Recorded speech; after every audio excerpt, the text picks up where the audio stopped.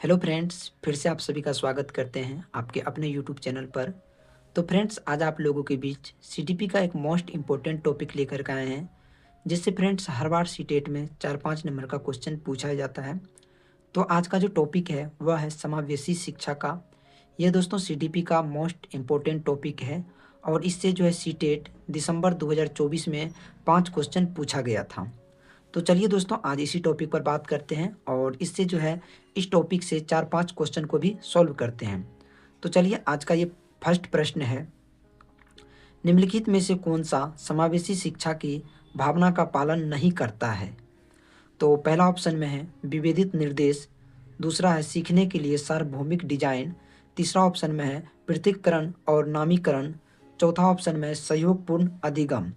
तो इसमें दोस्तों बोल रहा है कि समावेशी शिक्षा का भावना का पालन नहीं करता है बोल रहा है, यानी कि नेगेटिव। इसमें 3 ऑप्शन सही है, एक ऑप्शन जो गलत है उसको चुनना है। तो समावेशी शिक्षा जो है दोस्तों विभेदित निर्देश का पालन करता है, ये तो बिल्कुल सही हो जाएगा। और दूसरा है सीखने के लिए सार्वभौमिक डिजाइन, ये भी समावेशी शिक्षा का पालन करता है, तो दूसरा ऑप्शन भी सही हो जाएगा। और चौथा ऑप्शन में है सहयोगपूर्ण अधिगम, तो समावेशी शिक्षा का जो है सहयोगपूर्ण अधिगम भी भावना का पालन करता है, तो ये ऑप्शन भी सही हो जाएगा। और तीसरा ऑप्शन में है पृथक्करण और नामीकरण, तो इसमें बोल रहा है कि नेगेटिव, तो नेगेटिव का नेगेटिव हो जाएगा। समावेशी शिक्षा में जो है दोस्तों पृथक्करण और नामीकरण जो है इसका भावना का पालन नहीं करता है, तो इसका ऑप्शन नंबर सी बिल्कुल सही हो जाएगा। तो बढ़ते हैं दोस्तों इसके बाद अगली प्रश्न की ओर। तो दोस्तों ये बस 6 प्रश्न है, तो आप लोग एंड तक जरूर देखिएगा। और लास्ट में एक प्रश्न आप लोगों के लिए मैंने छोड़ा है, उसका कमेंट आप लोगों को उसका आंसर जो है आप लोगों को कमेंट बॉक्स में देना है, लास्ट वाला प्रश्न का। तो चलिए दूसरा क्वेश्चन देखते हैं, समावेशी शिक्षा में क्या शामिल है? तो पहला ऑप्शन में है बाधा मुक्त वातावरण प्रदान करना, दूसरा ऑप्शन में है बच्चों को उनकी क्षमताओं के आधार पर पृथक करना, तीसरा ऑप्शन में बच्चों की पहचान कर उसका स्थिरीकरण करना, और चौथा ऑप्शन में है पाठ्य पुस्तकीय अनुभवों व शिक्षा शास्त्रीय रणनीतियों में लचीला। तो इसका सही ऑप्शन क्या होगा दोस्तों, बताइएगा आप लोग। तो इसमें बोल रहा है कि क्या शिक्षा समावेशी शिक्षा में क्या शामिल है? तो बाधा मुक्त वातावरण प्रदान करना, ये तो बिल्कुल सही हो जाएगा। और इसमें बोल रहा है दूसरा ऑप्शन में बोल रहा है कि बच्चों को उनकी क्षमताओं के आधार पर पृथक करना। जैसा कि दोस्तों मैंने आप लोगों को यहाँ भी बताया कि बच्चों को पृथक अलग नहीं करना है, तो ये ऑप्शन बिल्कुल गलत हो जाएगा दूसरा। तीसरा ऑप्शन में हो गया बच्चों की पहचान कर उसका स्थिरीकरण करना, बच्चों का जो है स्थिरीकरण नहीं करना है, तो ये भी ऑप्शन बिल्कुल गलत हो जाएगा। और चौथा ऑप्शन में है पाठ्य पुस्तक अनुभवों व शिक्षा शास्त्रीय रणनीतियों में लचीलापन, तो ये भी ऑप्शन बिल्कुल सही हो जाएगा। तो दोस्तों ऑप्शन नंबर ए और 4, यानी कि इसमें 2 ऑप्शन बिल्कुल सही हो जाएगा जो कि समावेशी शिक्षा में शामिल है। उसके बाद दोस्तों तीसरी प्रश्न की ओर बढ़ते हैं, कौन सी पद्धति एक समावेशी कक्षा में बच्चों में सहायक होगी? तो पहला ऑप्शन में है प्रतिस्पर्धा सांस्कृतिक, दूसरा ऑप्शन में है सहयोगात्मक अधिगम, तीसरा में है मानवीकृत निर्देश, और चौथा में है सख्त मूल्यांकन प्रणाली। तो इसमें बोल रहा है कि समावेशी कक्षा में बच्चों में क्या सहायक होगा? तो दोस्तों पहला ऑप्शन है प्रतिस्पर्धक सांस्कृतिक, ये तो बिल्कुल गलत लग रहा है। दूसरा सहयोगात्मक, और तीसरा मानवीकृत निर्देश, और चौथा सख्त निर्देश। तो बताइएगा दोस्तों इसका जो है सही ऑप्शन क्या होगा?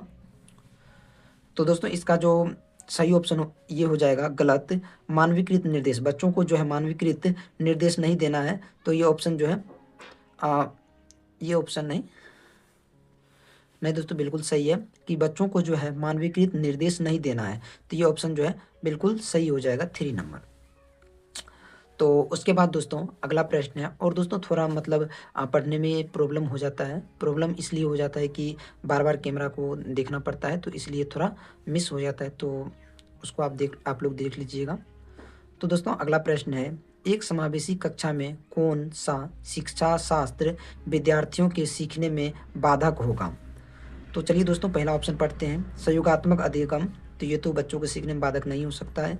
दूसरा है मानवीकृत निर्देश, और तीसरा है प्रवाह व समानुभूति पर आधारित कक्षा सांस्कृतिक, और चौथा है उचित समायोजन।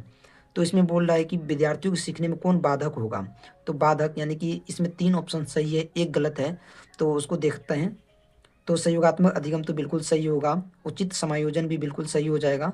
अब प्रभाव व समानुभूति पर आधारित कक्षा सांस्कृतिक, तो ये भी दोस्तों बिल्कुल सही हो जाएगा। तो इसमें बोल रहा है कि नेगेटिव, तो नेगेटिव का नेगेटिव ये हो जाएगा ऑप्शन नंबर 2 मानवीकृत निर्देश, क्योंकि दोस्तों विद्यार्थी को जो है मानवीकृत निर्देश नहीं देना है। तो इसका ऑप्शन नंबर 2 बिल्कुल सही हो जाएगा। तो दोस्तों उसके बाद बढ़ते हैं 5वां प्रश्न की ओर। इसके बाद दोस्तों 6ठा प्रश्न जो है आप लोगों के लिए होमवर्क में रहेगा, और उसका जो है आंसर आप लोगों को कमेंट बॉक्स में देना है। तो दोस्तों चलिए 5वां क्वेश्चन करते हैं। समावेशन को किससे बढ़ावा नहीं दिया जाता है। तो इसमें बोला है कि समावेशन को किससे बढ़ावा नहीं, यानी कि इसमें भी नेगेटिव है।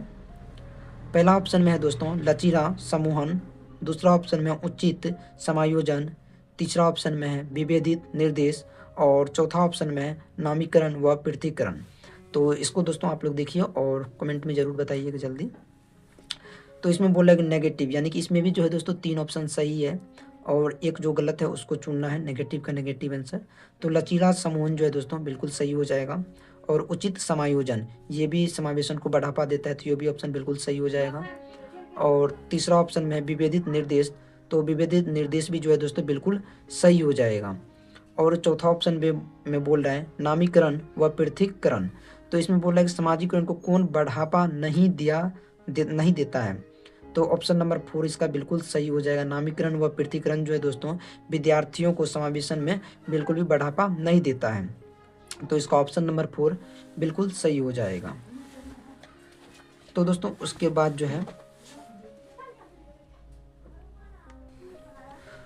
दोस्तों 6ठा प्रश्न है आज का।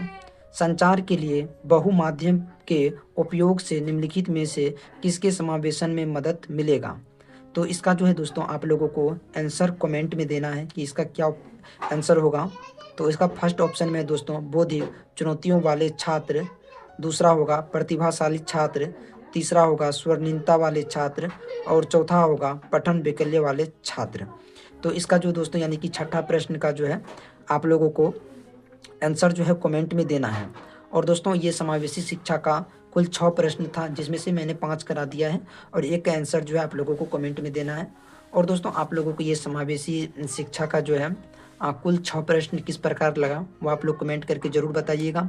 और ये जितना भी क्वेश्चन है दोस्तों पिछली बार जो पूछा गया है वह क्वेश्चन है, तो वही मैंने आप लोगों के साथ मैंने खुद से कॉपी पेन पे लिख करके आप लोगों के साथ शेयर किया है। तो आप लोग ज़रूर कमेंट में बताइएगा तो ये कैसा लगा।